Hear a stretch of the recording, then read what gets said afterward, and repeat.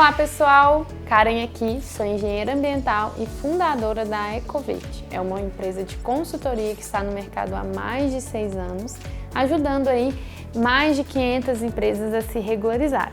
E hoje o nosso assunto aqui é sobre AVCB. Karen, que sigla que é essa? Nunca ouvi falar. Por que a minha empresa precisa de AVCB? O AVCB é o auto de vistoria do Corpo de Bombeiros. Mas espera aí, antes da gente aprofundar nesse assunto, eu quero 15 segundos da sua atenção. Primeiro, para te pedir para você curtir esse vídeo e se inscrever no canal, que a gente está começando esse novo projeto. E esse projeto ele é muito importante, pois ele vai ajudar a desmistificar o assunto regularização. E também eu quero falar um pouquinho sobre a Ecoverde. A Ecoverde é uma empresa de regularização ambiental. Então, se você está precisando de alguma regularização, entre em contato com a gente. A gente tem um time lá preparado para te atender. E a primeira consultoria é gratuita, você não paga nada e eu tenho certeza que já vai te dar um norte em relação à sua regularização. Agora vamos falar um pouquinho sobre essa sigla aí, que eu tenho certeza, se você tem uma empresa ou se você conhece alguém que tem uma empresa, você já ouviu falar, que é o AVCB, Auto de Vistoria do Corpo de Bombeiros. E não só se você tem uma empresa, eu tenho certeza que você já passou pelo shopping e já viu um extintor ali, uma placa de sinalização, uma luminária de emergência e talvez você já tenha se perguntado como que esse equipamento veio parar aqui. E é justamente por conta do AVCB. O AVCB, gente, ele é um documento que deve ser regularizado junto ao Corpo de Bombeiros do seu estado. Então, aqui em Minas Gerais, temos o Corpo de Bombeiros que é regido pelo estado, então ele solicita que a gente aprove o projeto para obtenção desse auto de vistoria. Como que a gente faz? Quais são os passo a passos? Como que eu sei se eu preciso do AVCB? Bom, se você tem uma empresa com mais de 200 metros quadrados de área construída, você deve obter o AVCB. A primeira coisa que você tem que fazer é contratar um profissional habilitado. Sim, esse profissional tem que estar cadastrado na base de profissionais do Corpo de Bombeiros. Então não adianta só você contratar um profissional que não tem esse cadastro lá no Corpo de Bombeiros do seu estado. Então, ao realizar a contratação, a nossa equipe vai até a sua empresa e faz uma planta baixa, ou seja, a gente desenha os espaços, os layouts, as rotas de fuga que existem na sua empresa. E a partir desse estudo, a gente retorna para o escritório e inicia o processo de elaboração do projeto de prevenção e combate a incêndio. Esse projeto é feito baseado em várias instruções técnicas que são instituídas pelo Corpo de Bombeiros. Essas instruções são normas que vão te falar quantos extintores a sua empresa deve ter, qual o raio de atendimento desses extintores, onde as luminárias devem ser instaladas, quais placas devem ser utilizadas. E essa avaliação é de acordo com o risco de cada atividade. Existem atividades que têm um risco maior de incêndio e existem atividades que têm um risco menor. O que você tem que ter em mente é, quanto maior a área da sua empresa, maior o número de equipamentos de prevenção e combate a incêndio e também o risco da sua atividade. Se você, por exemplo, exerce uma atividade com grande quantidade de material inflamável, com certeza você vai ter que adicionar mais equipamentos dentro do seu estabelecimento. E é claro, gente, isso não pode ser visto como um custo a mais. Isso tem que ser visto como proteção e segurança à vida dos seus trabalhadores e também do seu patrimônio, né? A sua empresa está lá instalada, você teve um custo para deixar tudo organizado. Imagine se num piscar de olhos você perde por conta da falta de um extintor. Então, com esse projeto elaborado, nós vamos conseguir detalhar cada equipamento e cada local onde ele deve ser instalado. E além disso, a rota de fuga que os seus funcionários irão seguir caso tenha algum incêndio.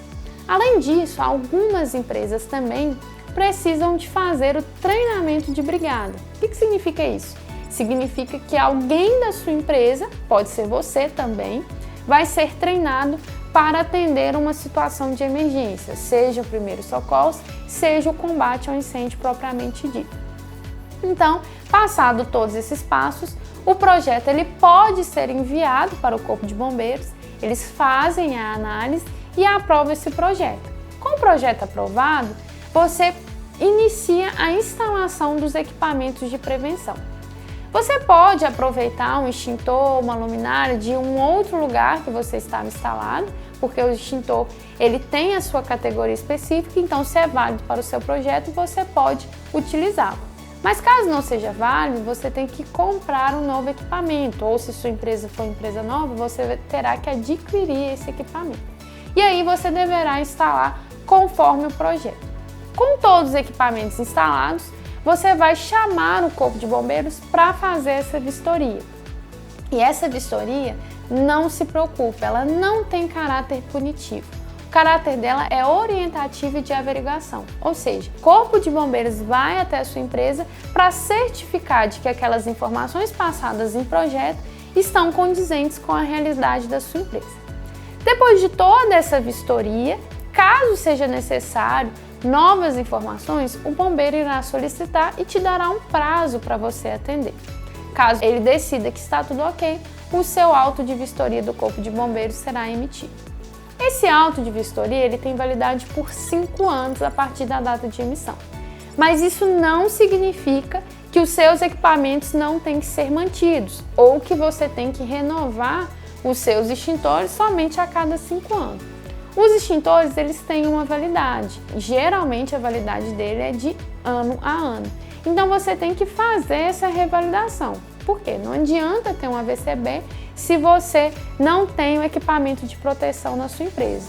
Isso é muito importante, gente. Eu vou contar um caso aqui para vocês. Existem empresas, que muitas vezes iniciam um projeto com a Ecoverde, entram em contato com a Ecoverde, mas tem uma especial que acabou não dando sequência a esse projeto. Ela nos reportou que no momento não tinha condições financeiras de estar fazendo isso e acabou deixando isso como segundo plano. O que aconteceu? A atividade da empresa era altamente inflamável, eles mexiam com plástico, injeção plástica, e aí o galpão simplesmente pegou fogo. Infelizmente, é uma situação que acontece com muitas empresas. Elas somente vão descobrir a necessidade da obtenção desse documento depois que já aconteceu uma catástrofe. Nesse caso, o empreendedor perdeu tudo o que ele tinha, então ele vai ter que reiniciar. Então aquela economia que ele fez quando ele decidiu não dar sequência no projeto, seja por conta do custo da compra de algumas placas, alguns extintores, algumas luminárias, ele vai ter que iniciar a sua jornada no empreendedorismo toda do zero. Isso é muito ruim, pessoal? Porque imagina só, você tem uma empresa, você custou até aquele patrimônio e você perdeu tudo aquilo num piscar de olhos. Então, gente, não somente a proteção do seu patrimônio, poderia também ter acontecido pior nesse caso, que seria algum acidente fatal com um de seus funcionários. Graças a Deus, a empresa estava vazia, era 6h30 da manhã e não tinha nenhuma pessoa ainda trabalhando. Mas aí vem a dúvida, Karen, mas se a empresa estava vazia, o que adiantaria ele ter o equipamento de prevenção e combate a incêndio se não tem ninguém lá dentro para acionar? Bom, geralmente esses incêndios que acontecem quando não tem ninguém, eles são por conta de curto-circuito. No projeto de prevenção e combate a incêndio, isso também é analisado. Então, fios expostos, equipamentos que estão com fiação irregular, são todas adequadas. Isso, de novo, é uma proteção para o seu maquinário e uma proteção para o seu funcionário. As fiações são todas canaletadas, então elas vão estar separadas em condutores anti-chamas. Isso é muito importante. Talvez se essa empresa tivesse todo o projeto instalado e executado no local, isso não teria acontecido. Ou se tivesse acontecido, seria em um ponto isolado. Então, por isso é muito importante vocês realizarem essa regularização. Um outro fator importante também é que muitas empresas acabam deixando de fazer o AVCB e contratando um seguro da empresa, um seguro que vai assegurar aí em caso de acidentes, em caso de sinistros. Mas o que você deve saber é que o seguro ele só poderá ser acionado se você comprovar a regularidade da edificação.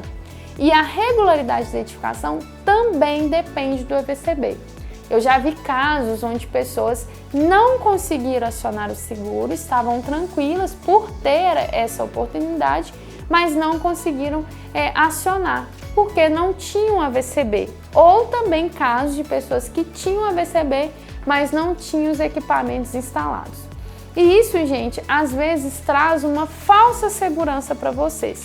Então não deixe de obter o documento regulatório para ter um seguro. Isso não é equivalente. O AVCB é obrigatório. Trata-se de uma lei. Então, se você tem acima de 200 metros quadrados de área construída, você deve obter esse documento. Bom, pessoal, é isso.